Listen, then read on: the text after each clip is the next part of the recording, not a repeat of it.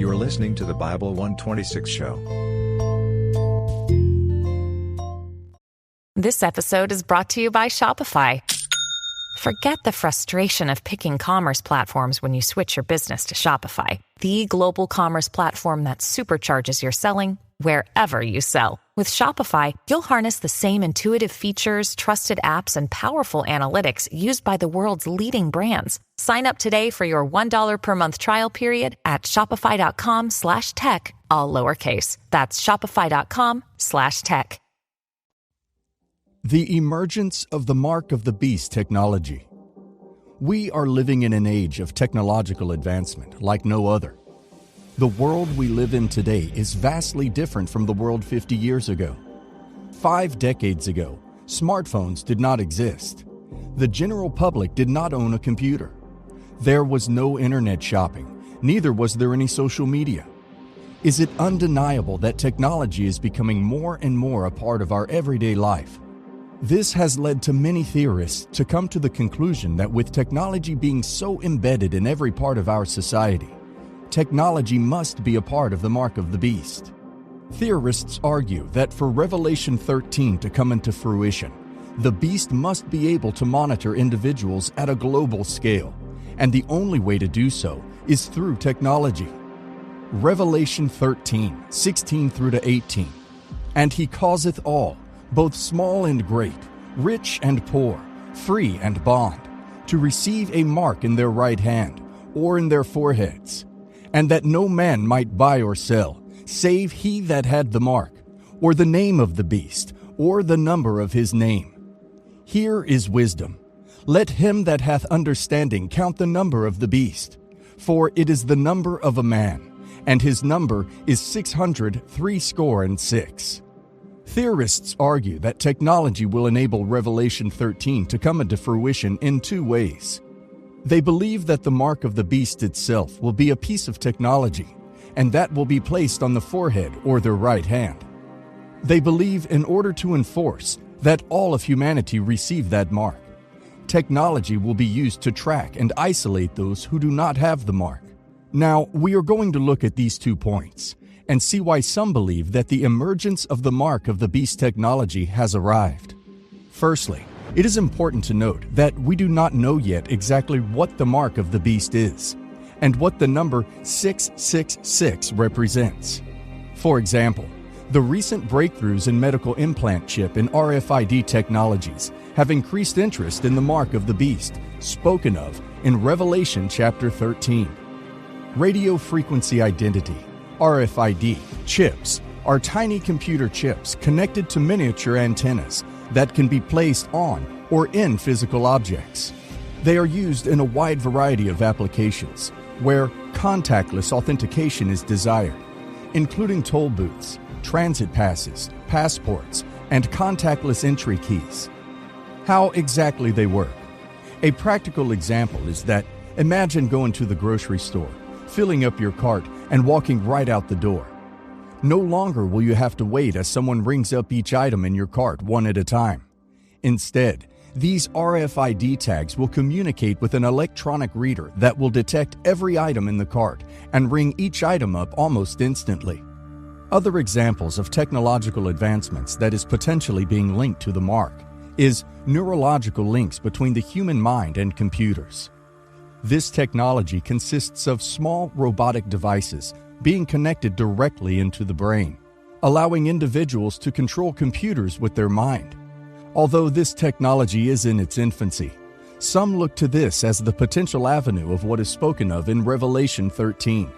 The advancement in technology is proving that a time will come when people will not display any form of minted cash.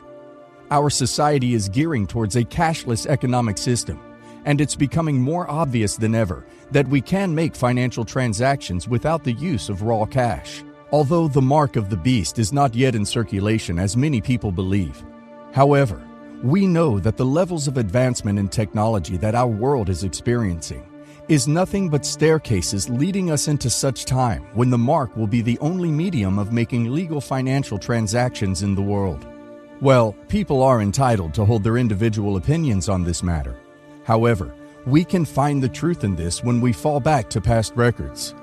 In the past, huge amounts of money had to be moved from place to place in order to perform any financial transaction. With the advent of ATM machines, people moved from traveling with raw cash to traveling with their ATM cards. Currently, we are all aware that digital transactions are the order of the day. With your smartphone, you can link to your bank account and transfer funds on digital platforms in a matter of seconds. The inception of cashless payments was aimed at eliminating several business risks, such as theft of cash by employees, counterfeit money, robbery of cash, and the stress involved in cash movement, and the length of time required to count money and balance accounts. The Bible does not explicitly mention a cashless society. However, a lot of Bible scholars believe that a cashless society is a necessity for Revelation 13 to come into fruition. As long as people are using cash, transactions can be completed in private and cannot be monitored by the Antichrist. But if all currency becomes electronic, then every transaction can be monitored by the Antichrist. Be that as it may, a cashless society is not necessary to fulfill the conditions of Revelation 13. Nevertheless, it is very plausible that a cashless society could be one of the avenues to usher in the control of the Antichrist. The truth is, we don't expressly know. But what we do know is that the mark of the Antichrist is a declaration of worship. It is a permanent sign of allegiance to the Antichrist. Worship is at the central core of the battle between good and evil. Worship is at the core of it. The issues surrounding the mark of the Antichrist started long before you and I were created. It started long before Adam and Eve. Satan, at his very core, is a usurper. He wanted to usurp the worship God rightly deserves for himself. And the mark of the Antichrist is the point in human history where he will finally get his wish of being worshipped. Short-lived as it may be, he will be worshipped by the world with this mark. The issue of idolatry is something God does not play games with. God does not play games when it comes to his worship. Isaiah 42:8. I am the Lord, that is my name, and my glory I will not give to another, nor my praise to carved images. Idolatry is anything that takes the place of God in your life. Your job could be your idol. You yourself could be your idol. Your pastor can be your idol. What are you exalting in the place of God? The Antichrist will exalt himself as God. That is idolatry. People will worship him as God. That is idolatry. Anything that takes the place of God in a person's life is idolatry. And at the core, the mark of the Antichrist is not to do with buying or selling. It's not to do with control. It's not to do with anything outside of worship. Revelation 14:9 and 10 says, And the third angel followed them, saying with a loud voice, If any man worship the beast and his image, and receive his mark in his forehead or in his hand, the same shall drink of the wine of the wrath of God, which is poured out without mixture into the cup of its indignation. And he shall be tormented with fire and brimstone in the presence of the holy angels, and in the presence of the Lamb. Worship is at its core. Now, another reason why people believe that technology is at the core of the rise of the Antichrist is through the increase of surveillance. Countries around the world have increased facial recognition surveillance, email, text, and phone monitoring, geolocation data from smartphones and vehicles, credit card data, and ad tracking information. Technological tools already are developed to track everyone in the world. Many countries are implementing a system of facial recognition and GPS locators to Phones can record conversations even when the phones are turned off. This has led to more and more people to believe that the Antichrist will use technology to coerce his mark on the world. Although the Bible does not go into detail as to how the Antichrist will operate and take center stage of the world, we can see the tide moving towards his arrival.